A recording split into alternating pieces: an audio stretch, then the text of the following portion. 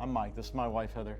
For years, whenever the subject of community or small groups was brought up within the context of the church, I think I just kind of tended to tune out. Tune out's putting it nicely. I think you would kind of disregard it as something that was important for you or something that you thought you needed.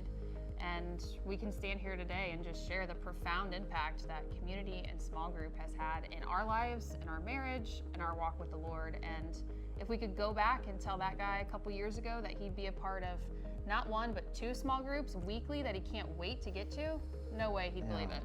I would have thought she was crazy, but I thought coming to church, attending church, I thought that was me being in a relationship with God.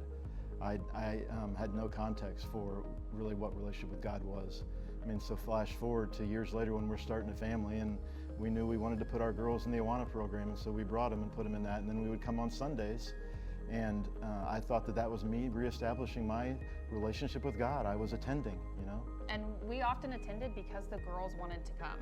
But over time, I started to get plugged in, started to volunteer, have my own small groups, and Sunday became more about spending time in my community worshiping the Lord and not just about sitting in the chair. Yeah, she was excited to get here, to see people, and so for a period there, those were some contentious drives home, because I just wanted to come in the family entrance. I wanted to get our girls into class. I wanted to grab my seat. I wanted to let PG scream at me for a little while, and then I wanted to go about my week. Yeah, literally the argument in the car.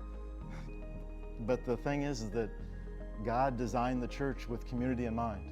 I love how we say it here, that we are a collection of circles and not rows. And so I think it was the Holy Spirit kind of working, behind the scenes, kind of nudging me and kind of pointing me the direction I needed to go. And I can say today, I can sit here and say that today I am in a relationship with God that I didn't ever understand previously and that I wouldn't have comprehended. And that was God working through that community, to bring me to where I am today. So if I could say something to someone else that's sitting out there today, like I was, and wondering if there's a little bit more, than the tingles that we get during worship or get to hear a provocative message, I would tell you that to just take one more step, in faith. Like, you come this far, take one more step and just see what he does, like see what he does through other people. Just kind of let God work, man, and see what happens.